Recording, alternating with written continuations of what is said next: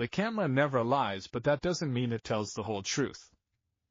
I've spent 8 years hiding behind my viewfinder, capturing other people's milestone moments while keeping a safe distance from my own.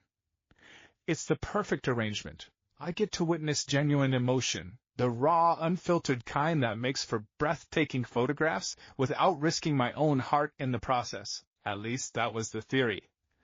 "This is spectacular work, James," my agent Vivian enthuses, swiping through my portfolio on her tablet. The Greenfield Santos wedding is already getting attention on wedding blogs, and the Chen wedding photos increased inquiries for your services by 30%. I nod, sipping my cappuccino across from her at our favorite downtown San Francisco cafe. Vivian, with her immaculate bob and perpetually stylish outfits, has represented me since I graduated from art school. She transformed me from a moody fine art photographer into James Mitchell, wedding photographer to the Bay Area elite. I'm not entirely sure how I feel about that transformation most days. I've got something big, she continues, setting down the tablet. The Phillips Winters wedding this weekend.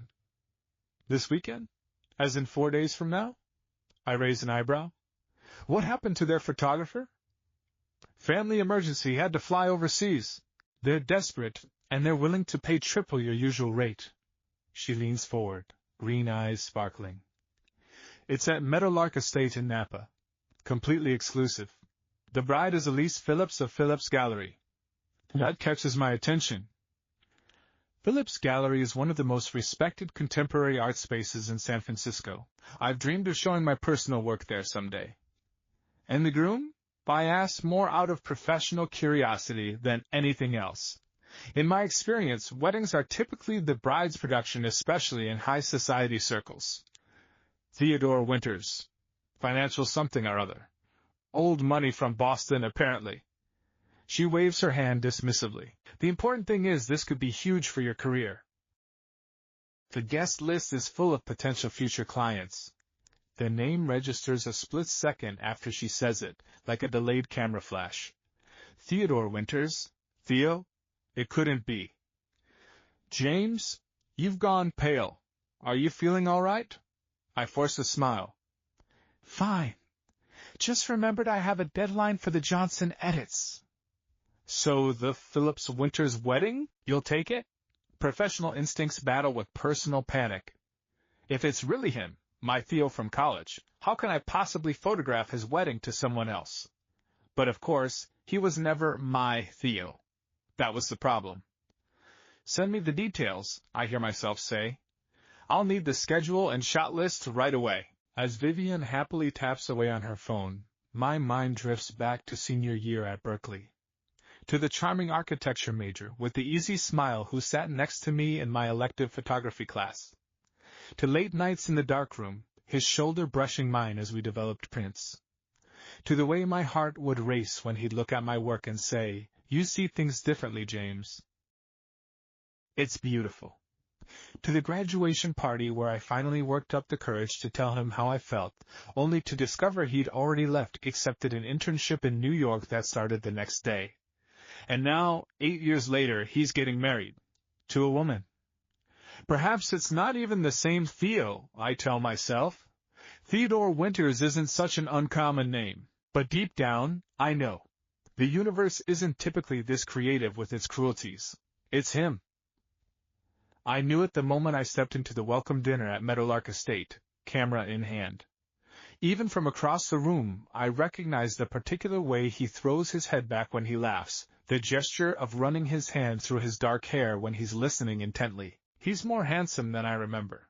The boyish good looks have matured into something more refined. Tailored clothes, confident posture, that same captivating smile that seems to make everyone around him feel like they're the most important person in the room. I swallow hard and raise my camera, grateful for the barrier it provides. Through the viewfinder, I can observe him clinically, professionally. Just another subject. Just another groom.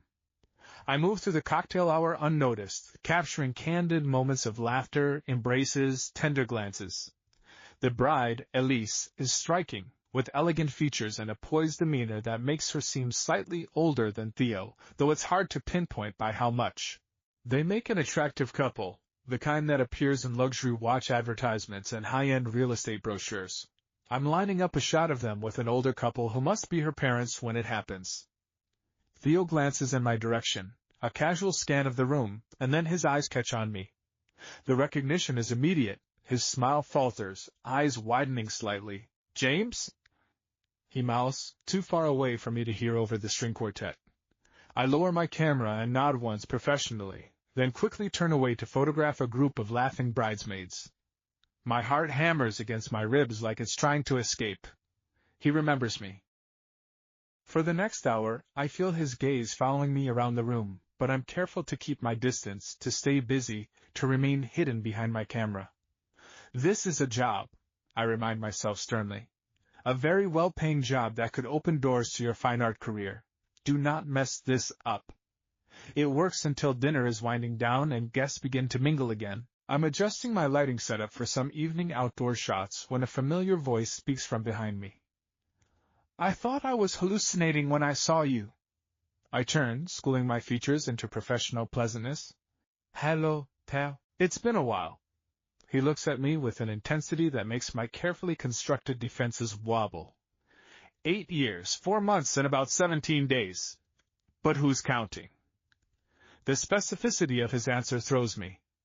"You disappeared without saying goodbye," I say before I can stop myself. His expression shifts to something pained. "I know. I've owed you an apology for a long time." He glances back at the main table, where Elise is engaged in conversation with an older woman dripping in diamonds. "This isn't how I imagined seeing you again." "Congratulations on your engagement," I say stiffly. "Right. Thank you."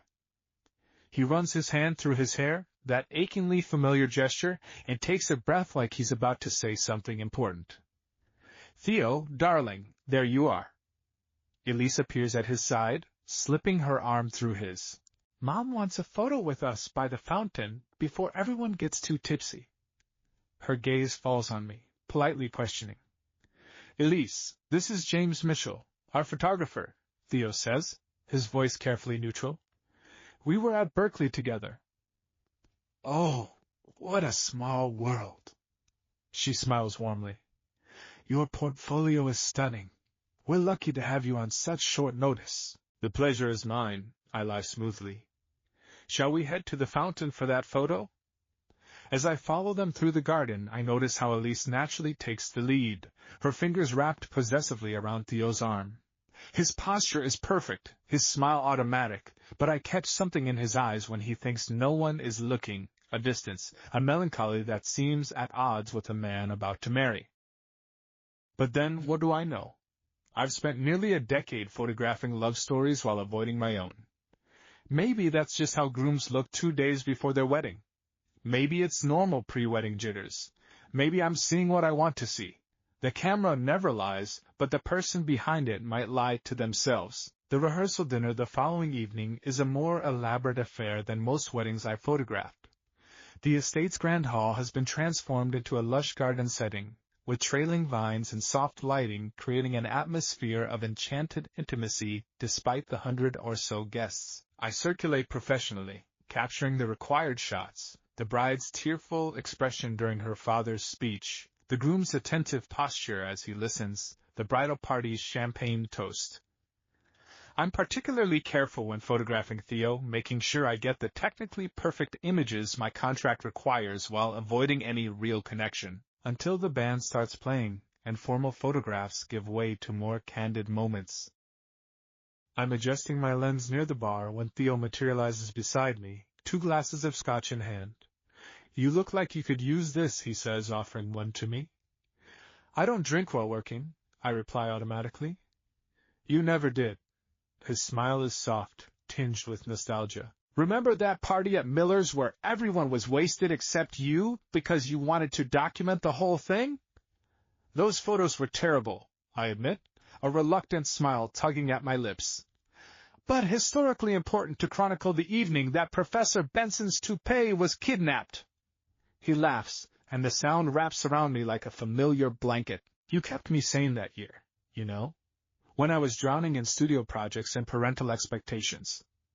I should walk away." I should maintain professional distance. I should not be having this conversation with the groom who's getting married tomorrow. Instead, I ask, "What happened, Theo? Why did you leave like that?" He glances toward the dance floor where Elise is twirling with her father, then back to me, conflict evident in his expression. It's complicated. Most things are. Not you. His voice drops. You were always the clearest thing in my life. The way you see the world, capture moments that everyone else misses. He sets down his untouched scotch. I have your book, you know. Liminal Spaces. It's brilliant.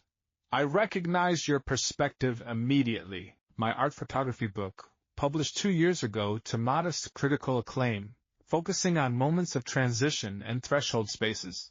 I hadn't realized it had reached enough people for someone like Theo to have stumbled across it. You kept track of me? I ask, unable to hide my surprise. Of course I did. His gaze is too intense, too honest. James, there are things I need to explain. Theo! One of his groomsmen approaches, clapping him on the shoulder. We're stealing you for a toast. Best man's orders. Theo looks at me, apology and something else, something like desperation in his eyes. We'll talk later, he promises, before being led away. We don't, though. For the rest of the evening, he's surrounded by friends and family performing the role of happy groom-to-be. I observe it all through my lens, the perfect smile that doesn't quite reach his eyes, the mechanical way he places his hand at the small of Elise's back, the moments when he thinks no one is watching, and his expression falls into something like resignation. But maybe that's just my wishful thinking. Maybe I'm projecting my own regrets onto him, seeing a parallel narrative that doesn't exist. The event winds down around midnight. I'm packing my equipment when Vivian texts me, giving rave reviews from the mother of the bride. Keep it up tomorrow. I stare at the message, a hollow feeling expanding in my chest. Tomorrow. The actual wedding. How am I going to make it through watching Theo say vows to someone else? Need help with that? I startle at Theo's voice. The hall is nearly empty now, just staff cleaning up and a few lingering guests saying their goodbyes. I've got it, thanks. I continue coiling cables, not trusting myself to look at him.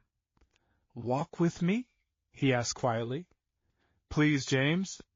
10 minutes. Everything in me screams that this is a bad idea, but I find myself nodding. Let me drop this equipment in my room first. We walk in silence through the estate's manicured gardens, following a path illuminated by subtle landscape lighting. The night is clear and cool, stars vibrant above the valley.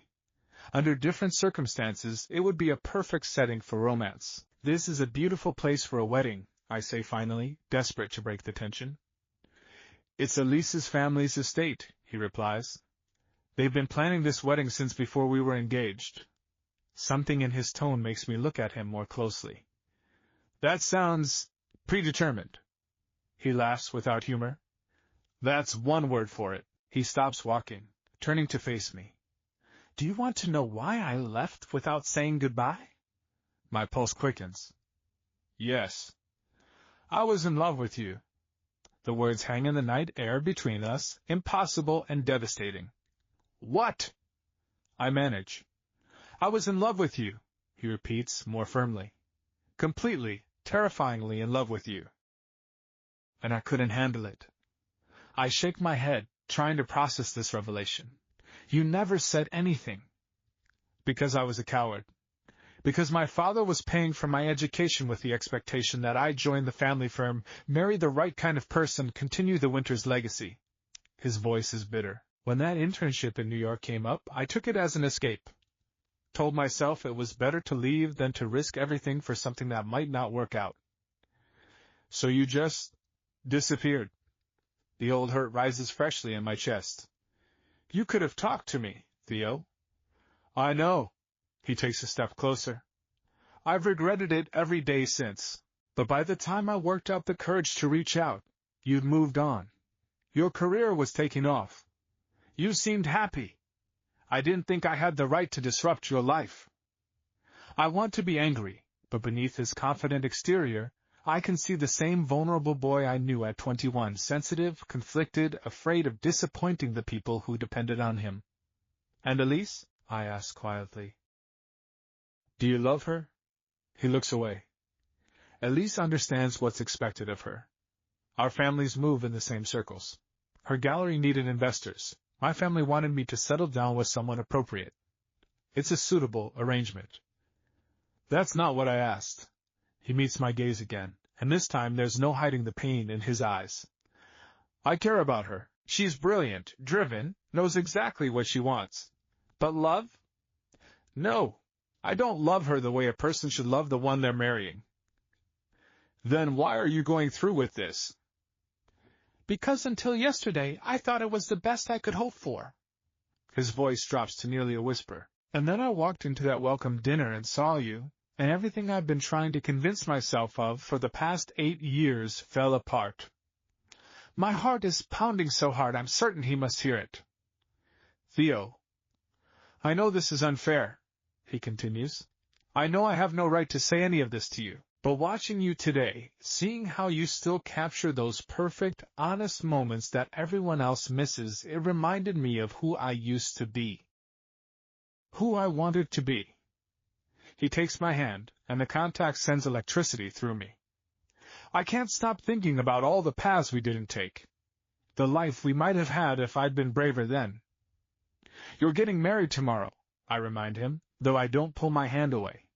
Unless I don't.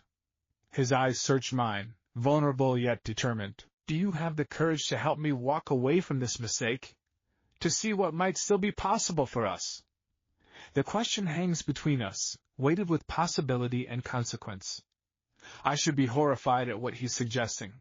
I should firmly establish professional boundaries and walk away. I should remember that there's an innocent woman involved who doesn't deserve to be left at the altar. Instead, I ask, what about Elise? What about your family? The guests? My professional reputation? All valid concerns, he acknowledges. I'm not suggesting we run away in the night without explanation. I need to talk to Elise. She deserves the truth, however painful. But I can't go through with this wedding knowing it's based on convenience and expectation rather than love. His grip on my hand tightens. And I can't let you walk out of my life a second time without at least being honest about how I feel. And how do you feel? I asked, needing to hear it explicitly. Like I've been sleepwalking for 8 years and seeing you again finally woke me up. He steps closer, close enough that I can feel the warmth of his body in the cool night air. I still love you, James. I never stopped. The words I've imagined hearing countless times in the years after he disappeared. The confession I'd given up hope of ever receiving.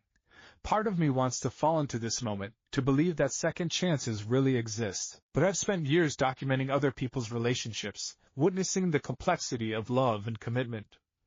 I know that dramatic gestures don't erase the damage of past choices. If you feel this way, you shouldn't marry Elise regardless of what happens between us, I say carefully. That much I'm certain of. He nods. You're right, and I've known it for longer than I care to admit. He releases my hand reluctantly. I don't expect an answer from you tonight. I know this is sudden and complicated, but I needed you to know the truth before tomorrow. With that, he steps back, creating respectful distance between us. Whatever you decide, I'll understand. I watch him walk back toward the main house, his shoulders carrying the weight of decisions yet to be made. The photographer in me notes how the garden lights cast him in alternating shadow and illumination, a visual metaphor for the man himself. Back in my room, I can't sleep. I review the day's photographs instead, searching for objective truth in the images I've captured. In most of them, Theo and Elise look like the perfect couple, attractive, polished, complementary. But there are others, candid moments where Theo's mask slips, where Elise seems to be performing rather than experiencing her engagement. And then there are the few frames where Theo is looking at me behind the camera. In those, there's no mistaking the emotion in his eyes. The camera never lies. But it doesn't tell the full story either. By dawn, I've made my decision. Morning brings organized chaos to Meadowlark Estate. I photographed the traditional preparation scenes, bridesmaids having their makeup done, Elise's mother fussing with the veil, close-ups of the intricate beadwork on the custom gown. Through it all, I maintained my professional demeanor, ignoring the curious glances from the bridal party who seemed to detect something different in my behavior. I'm more subdued today, more methodical. There's none of the easy charm I typically use to make subjects comfortable. You seem tense, Vivian observes when she stops by to check on the proceedings. Everything okay? Fine, I assure her. Just focus on getting every shot perfect. She seems skeptical but doesn't press. The groom's getting ready in the West Wing. Don't forget those shots. Mothers love seeing their sons transformed into gentlemen. I nod, knowing I've been delaying that particular task. Heading there now. The groomsmen are boisterous, passing around flasks and telling increasingly exaggerated stories about Theo's bachelor days. He sits in the midst of them, smiling at the right moments, laughing on cue, but his eyes keep darting to the door. To me, when I enter, I go through the motions, capturing the expected images, straightening of ties, affixing of boutonnieres, final inspection in the mirror. Through my viewfinder, I note the tension in Theo's jaw, the slight tremor in his hands as his best man helps with his cufflinks. Can we get a few individual portraits? I ask, my voice steadier than I feel. Better lighting in the adjoining room. The best man winks suggestively. Last photos as a free man. Theo follows me to the small sitting room. The moment the door closes behind us, the performance falls away from his features. Have you decided? He asks without preamble. I set my camera down carefully on a side table. I have. His expression is a mixture of hope and fear. And? I can't be the reason you leave her at the altar, I say quietly. That's not who I am, and deep down, I don't think it's who you are either. Disappointment flashes across his face before he controls it. I understand. I'm not finished, I continue. I can't be the reason, but that doesn't mean there isn't a reason. You don't love her, Theo. You said it yourself. This marriage is about convenience and expectation, not love. What are you saying? I'm saying you need to talk to Elise. Now before the ceremony, before guests arrive, before this goes any further. I take a deep breath. And you need to do it whether or not there's a future for us. He runs a hand through his carefully styled hair, messing it up in the way I remember from college. And if I do that? If I'm honest with her? Then we can talk about what might be possible for us, I reply carefully. But not before. I won't build anything on someone else's heartbreak. He nods slowly. You're right. Of course you're right. He straightens his shoulders. Will you come with me? Not to the conversation itself, that needs to be private, but just nearby? It's a request for moral support, for reassurance that he won't be completely alone in the aftermath of what will surely be a painful conversation. I should maintain my professional distance, but I find myself nodding. I'll be there. I wait in the garden, camera idle in my hands, while Theo speaks with Elise in the bridal suite. I've told Vivian I'm capturing some atmospheric shots for the album, but in reality I'm too anxious to focus on photography. 30 minutes pass, then 45. I begin to wonder if I've misunderstood, if perhaps Theo changed his mind when faced with the reality of calling off a wedding this close to the ceremony. Then he appears on the terrace, looking both exhausted and relieved. He makes his way to where I'm sitting on a stone bench beneath a flowering magnolia. It's done, he says simply, lowering himself beside me. How did she take it? I ask. Better than I deserved. He stares at his hands. She said she'd suspected for a while that my heart wasn't in it, that she'd convinced herself it didn't matter, that passion wasn't necessary for a successful partnership. A sad smile crosses his face. But then she said something that will stay with me. I deserve to be looked at the way you look at him. My breath catches. She knew? Apparently I'm not as subtle as I thought. He turns to face me. She's telling her parents now. They'll inform the guests. There won't be a wedding today. The enormity of what's just happened settles over us. Hundreds of thousands of dollars, months of planning, social expectations and family pressures all set aside because of a truth that couldn't be ignored any longer. "Are you okay?" I ask softly. "I don't know yet," he admits. Relieved, guilty, terrified, hopeful, it's all mixed together. He looks at me uncertainly. "What happens now? With us?" It's the question I've been asking myself all night. The romantic in me wants to leap directly into the relationship we might have had 8 years ago, but the person I've become, the one who has observed countless relationships through my lens, knows that real connection requires honesty and patience. "Now," I say, taking his hand, "we start again. Properly this time. No running away, no convenient arrangements, just two people seeing where this might lead." Relief washes over his features. "I like that. I have a few conditions," I add. "First, you need to give Elise whatever space she needs. This day was supposed to be about her, and she's being remarkably gracious about your change of heart." He nods. "Already agreed. She's keeping the estate for the weekend. I'm heading back to the city tonight. Second, we take things slowly. I've dreamed about you for 8 years, Theo. The real you might be very different from who I've imagined." "That's fair," he agrees. "Though I should warn you, I'm still terrible at folding fitted sheets and I still talk during movies." The familiar complaint, one I'd teased him about in college, breaks the tension, and I find myself laughing. "Some things never change, and some things change completely," he replies, suddenly serious again. "I'm not the coward I was at 21, James. I won't run from this again." I look at him, really look at him, and see both the boy I fell for in college and the man he's become. There's healing to be done, trust to be rebuilt, lives to be reconfigured. It won't be simple or straightforward, but as a photographer I've learned that the most compelling images often emerge from moments of transition and change, from those liminal spaces where one reality ends and another begins. "I should resign from this job," I say, gesturing to my camera. "Highly unprofessional to date the groom." "Ex-groom," he corrects with a small smile. "And yes, probably. Though I'd still like copies of whatever you captured so far. Not of the ceremony preparations, but of us. The real moments you saw that everyone else missed." I think of the photographs from last night, the ones where his mask slipped, where the truth of his feelings was undeniable. "I can do that." Later, as the sun begins to set over the vineyard-covered hills, I take one final professional photograph at Meadowlark Estate.